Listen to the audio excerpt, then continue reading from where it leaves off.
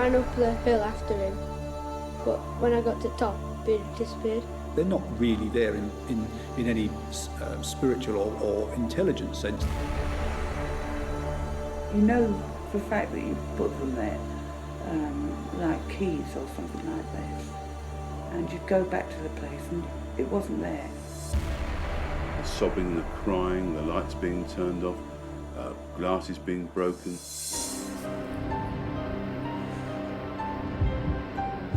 These stories are some of the strangest experiences ever described in the UK.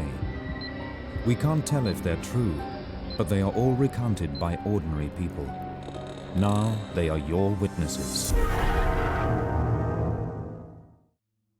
Battle Abbey in Sussex, built on the site of the Battle of Hastings, one of the bloodiest ever fought on British soil. A likely place, you would think, for paranormal activity. Recently, the ghostly figure of a monk has been seen amongst the ruins. Is the abbey haunted, or is it all just a hoax? My name's Darryl Birchmore, and I'm Deputy Head Custodian here at Battle Abbey, working for English Heritage. Battle Abbey was founded in 1070 on the spot where the Battle of Hastings was fought in 1066. It was finally completed in 1094 and consecrated in the presence of William Rufus. We've had lots of legends connected with Battle Abbey over the years, the most famous being the curse, which was lifted in 1933.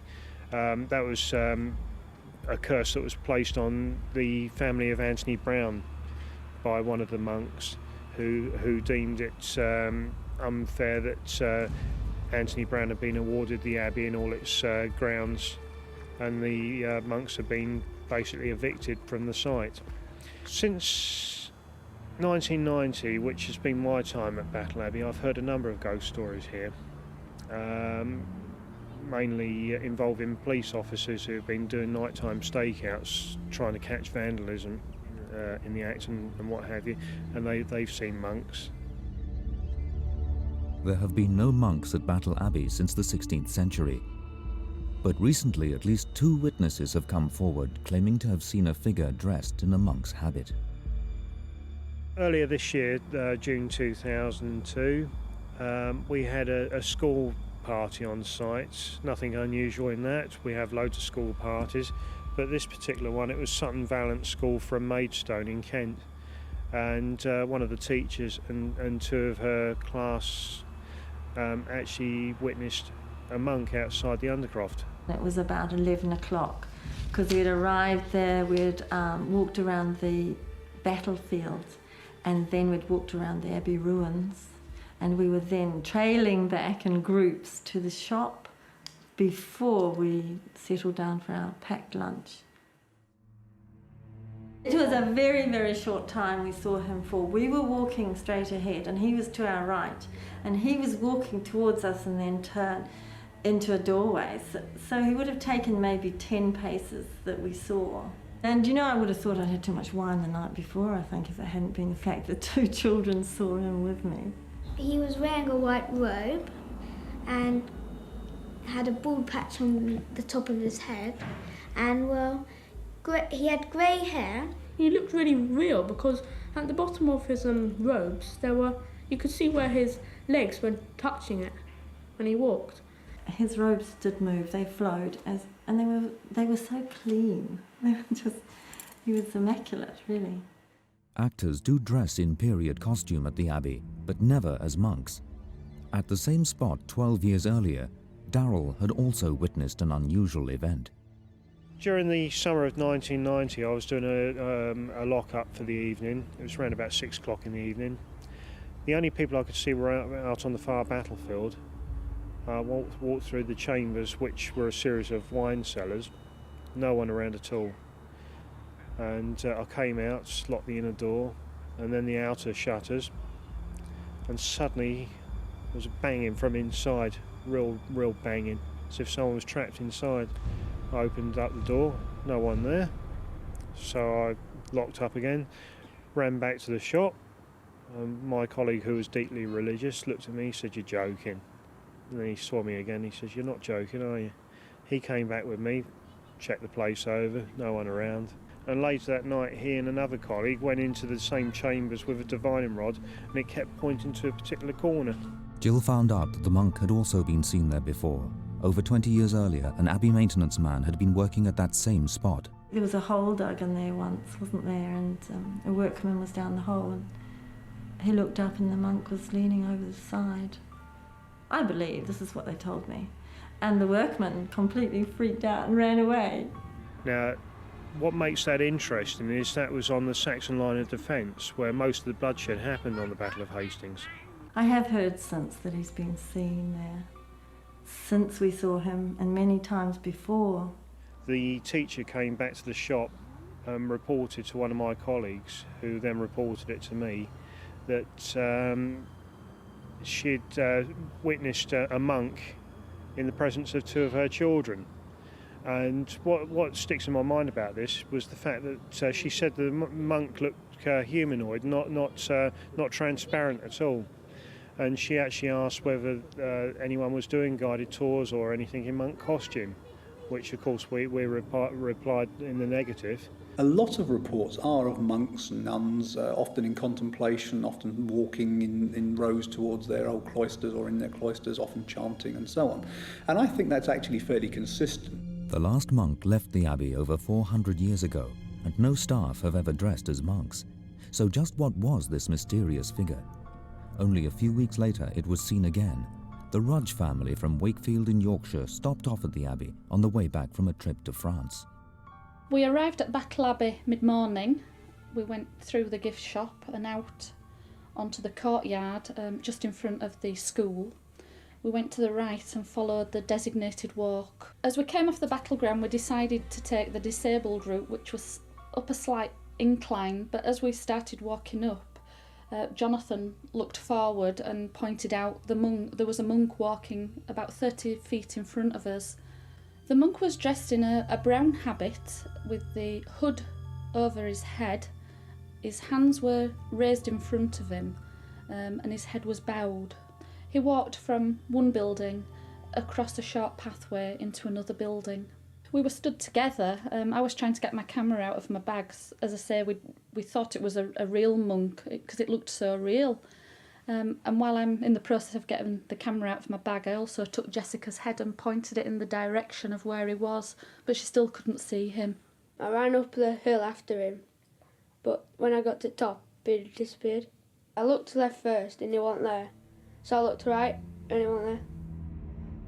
The Rudge family had no reason to think there was anything unusual about the monk. We thought it was a normal person when we saw him. It was a solid figure and it was walking. We didn't realise it was anything but a real person until we went back to the gift shop. We did ask if there was anybody dressed up as the monk and they categorically denied that there was. I'm always disappointed when people come along and say they've seen a ghost, because yes, it's something that I'd like to see myself. I really would.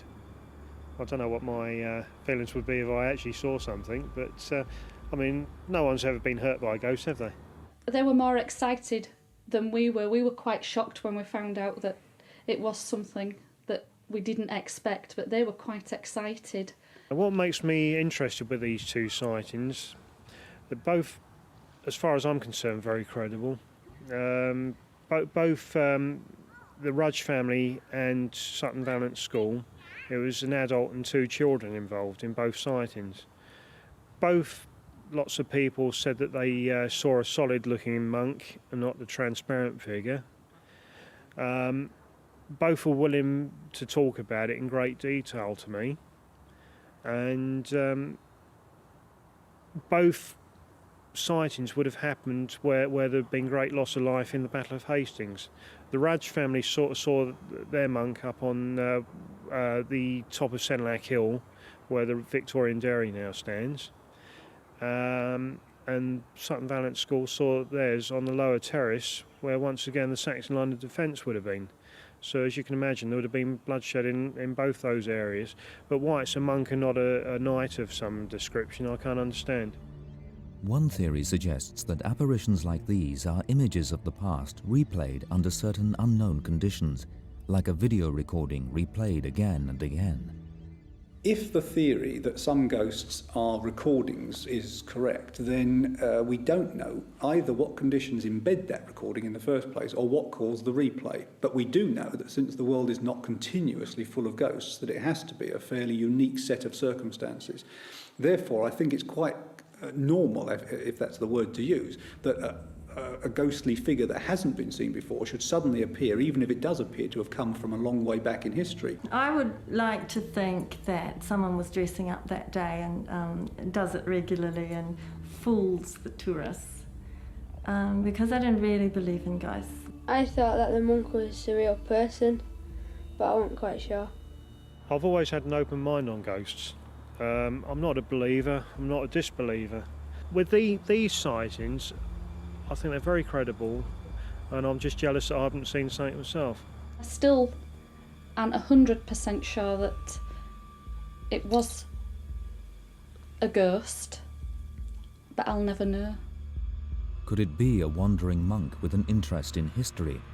Is it all just an elaborate hoax? Or could this really be the ghost of a 16th century monk returning to haunt the abbey from which he was evicted? The case remains a mystery. Go back to the place and it wasn't there. But then you look a little bit later on and it reappeared. Sobbing and the crying, the lights being turned off, glasses being broken.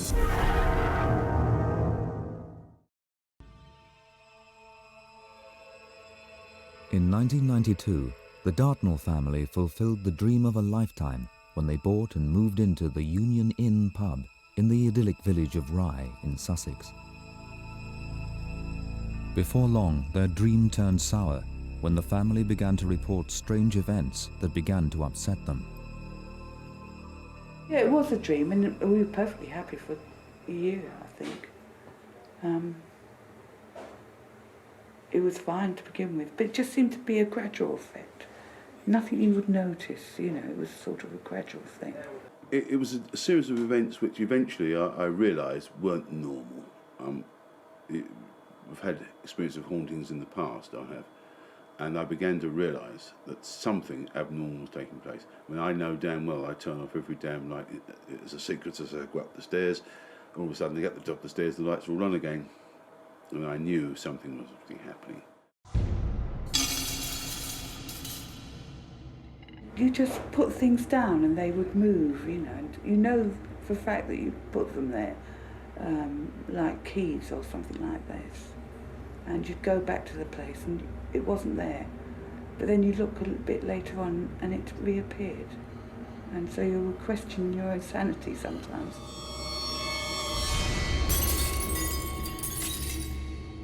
The noise of the sobbing and the crying, the lights being turned off, glasses being broken, things being thrown around the kitchen, knives, etc. Dancing lights we had at the bar, like little dancing red lights at the bar. Were inexplicable forces from the spirit world at work in the pub? We tend to bracket ghost spirits and poltergeists into one phenomena as if it's part of one thing, and indeed I've written books which bring them all in because people expect them to be in one compendium. My instinctive view is that they're not the same thing at all, and that certainly ghosts which may be, say, recording type ghosts, they may be an echo of something that once happened, but the sense of the person that you're seeing is not really there. It's like a video replaying and you're just watching a replay of something. Spirits where there seems to be a real presence, a real person that you can even communicate with, and poltergeists, which are sort of an external activity and noises which go on. Now, it's tempting to think that the dead perhaps can cause all of those things, and we must bear in mind that that may be possible. But I think there's also other possibilities, and that they are not only three different, completely different phenomena, but even within those there may be lots of different subsets that are actually nothing to do with each other, and that we're mixing them together wrongly. The family felt the paranormal experiences were becoming more frequent and were taking on an eerie presence. Well, it was like a great big shadow of human shape, the cloak sort of thing, that just came through the wall, came through anywhere at you, but it was immensely cold. And you knew it was there because you could feel it was cold. Also, you felt something watching you all the time. And you'd look round and as you walked towards the door, wherever you were walking in the room, you'd feel the cold spot, and you knew it was there. In a room upstairs, you'd go up to it and you could feel the cold as you approached the room, yet everywhere would be very hot and warm. And this one room would be freezing cold. It'd be like a block of ice walking through it. It didn't actually go for you in any way. It just made its presence felt, which unnerved you all the time. And it reached the point sometimes where you wouldn't even sleep. You'd be laying in bed waiting for something to happen. And then, of course, those times never did happen. When you eventually fall asleep, you'd be woken up at any time in the hour of the morning with this thing standing there. But I did feel things touch me and things like this around. And a lot of other people complained of that. You feel as though there was a hand on the back of your neck or something, and it was touching you, and you look around and there was nobody there. I do believe in this kind of recordings theory that somehow the fabric of buildings, the fabric of the land can embed and record something. Perhaps it takes emotion or particular climatic positions or particular stone or quartz or whatever, but that some unique combination comes together and can embed a recording just like a video can embed a recording. I just can't explain what's causing things to move or lights going on and off. I don't know. I don't work in that field, but it just, I saw that with my own eyes, and I'm one of these people, I've got to see things with my own eyes before I really believe. The Dartnells began to fear for their livelihood as all the stories made the pub's customers start to feel uncomfortable too. They were sitting in the corner and they just suddenly felt as though there was somebody touching them at the back of their necks, as though somebody was sort of tickling their neck, and it was very sort of sensual. But they didn't like it because they couldn't understand what it was, but it was giving them shivers up their back and this sort of thing. And that happened to a couple of the staff members, female staff members as well. It really was nasty. It used to chase the people around the building, basically.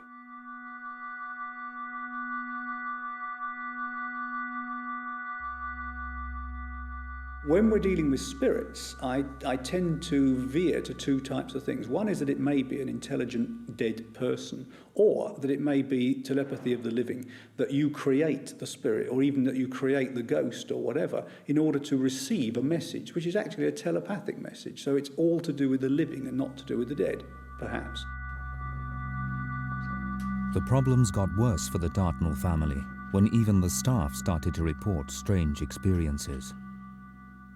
We were sitting down and this girl, she was sitting down, and it was as though her face was changing shape, and it was becoming a sort of man shape, and she was in a sort of slight trance, and it was only sort of a matter of seconds, and it changed completely, and it frightened me. She wouldn't even come back up in here and collect her money. She said no more. She just left. That was it. The strange phenomena showed no signs of going away. What's more, they started to affect their son, James, who was then only 4 years old. I was concerned for my son more than anything else, because he was only small at the time, and I was worried about him, and it was having a bad effect on him. It was as though he was being drained of all his energy. Whenever he came over here perfectly well, normal. He'd leave with drained of energy, physically tired, headaches, didn't want to come over anymore. I'd come near normal. Sometimes, like when you'd walk into a room, it'd be all cold and you'd feel like somebody's watching you and things like that. And then you'd hear noises, like moaning noises, like my dad said earlier on. And it was that sort of thing, and then I'd start to feel ill. But as soon as I left the pub and then gone home or whatever, I'd be perfectly okay. It was as though he had a continual sort of flu type thing when he was over there. He had no temperature. He had a normal temperature, but he just felt run down. But as soon as we got him back home, he was fine. But in the end, I said no more, and this was it. Something had to be done, and they got the mediums in. Eventually, the Dartnells called in a medium to help them investigate the eerie events. The medium came and he talked to, I don't know what it was, but he said that there were 3 entities in here. One was a young girl, somebody else, and this man who had a beard, and he was a sailor. Well, from what I can vaguely remember, is that probably when I was little, I imagined it to look like, or I saw it look like, Postman Pat with a beard and a weird sort of uniform. Now the family were running out of options. They called in a team of paranormal specialists, and after many months of research and investigation, they recommended a ritual to rid the pub of its problems.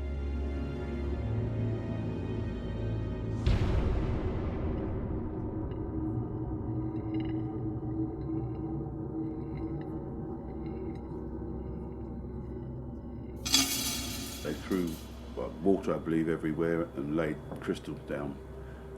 And the lady of this couple said, my son will be all right after this. And he'd make a quick recovery, which he did. But in an hour or two, his headaches had gone and he was up and bright and sprightly again. And he did say, my friend's gone. I said, well, where has he gone? He says he's gone through a hole in this room. And it did stop. After that, they put crystals all around the place. And whether or not that was subconsciously thinking it was working, it did work. And he didn't seem to have any more problems. Of all the theories that I've been impressed with, I think poltergeists are an exteriorisation of internal energy. And most of the best cases of poltergeists, pure poltergeists, seem to involve people who have incredible frustration. It's not just stresses. We all have stresses, but people who cannot relieve those stresses because there's no one to blame, there's no way out of the situation, and they perhaps exteriorise some kind of energy which can literally move objects in the environment. And we've yet to learn about that, I think. I think that whatever it was, I mean, if it is a ghost, I think it was trying to communicate with him. Because he was young, he was more susceptible to it. And he didn't like the intrusion. Well, if you do believe in it, from what I can gather, he didn't like the intrusion of people in here.